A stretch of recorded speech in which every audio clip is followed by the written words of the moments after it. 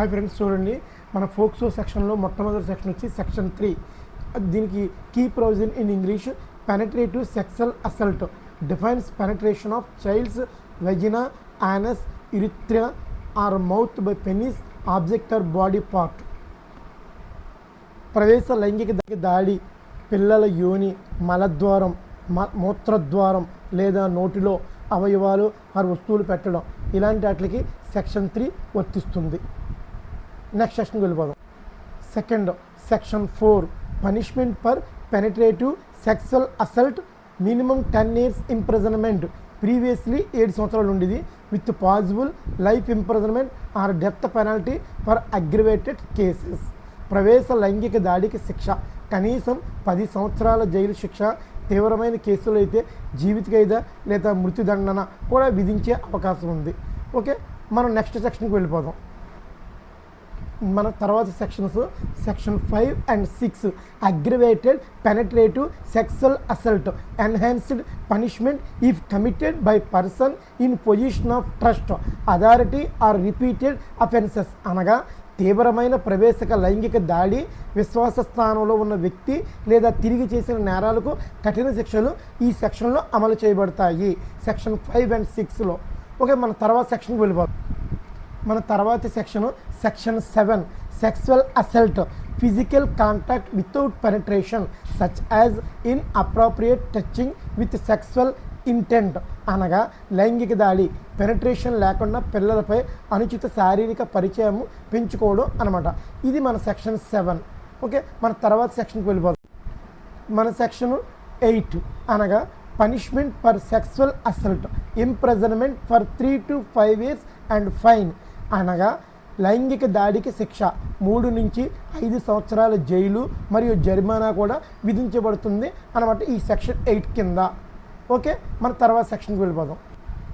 Section 11 and 12 అనగా sexual harassment includes sexually coloured remarks, gestures, stalking, flashing etcetera. అనగా లైంగిక వేధింపులు, లైంగిక వ్యాఖ్యలు, సంకేతాలు, తడమడడం, ఇతర వేధింపులు ఇలాంటి వాటికి కనుక మహిళలను గురి చేస్తే కనుక చిన్నపిల్లలను గురి చేస్తే ఈ సెక్షన్ 11 and 12 కింద శిక్షించబడతారు. మనం తర్వాత సెక్షన్కి వెళ్ళిపోదాం. Section 13 use of child for pornography using or producing child pornography is punishable. పిల్లలను అశ్లీల చిత్రాల కోసం ఉపయోగించడం నేరం. ఈ విధమైన నేరాలకి పాల్పడినట్లయితే కనుక సెక్షన్ 13 కింద శిక్షించబడతారు. తర్వాత సెక్షన్కి వెళ్ళిపోతాం. మన తర్వాత section 19 and 22 mandatory reporting and child friendly procedures. Anyone aware must report offences. Special procedures for recording evidence protecting child's dignity. అత్యంత కీలకమైన నేరాలు తెలియజేయడం తప్పనిసరి. పిల్లల గౌరవాన్ని పాటిస్తూ సాక్ష్యాలు సేకరించాలని ఈ సెక్షన్ చెబుతుంది. Section 19 and 20. ఓకే, మన తర్వాత సెక్షన్కి వెళ్ళిపోదాం. Section 23 కాన్ఫిడెన్షియలీ media and others must not disclose identity of child victim. పిల్లల గుర్తింపుని సోషల్ మీడియా వదిలించకూడదు.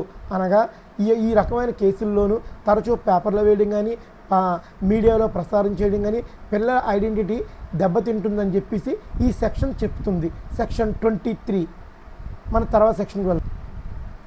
మన తర్వాత section 28 and section 41 establishment of special courts for speedy and child friendly trial of offences under this act. ప్రత్యేక న్యాయస్థానాలు ఏర్పాటు చేయడం, త్వరితగతిన న్యాయ విచారణ చేయుటకు ఈ సెక్షన్ ఉద్దేశించబడింది. అంటే స్పీడీ ట్రయల్ చేయాలి ఈ సెక్షన్ ప్రకారం ఈ ఫోక్సో కేసులు అన్నీ కూడా.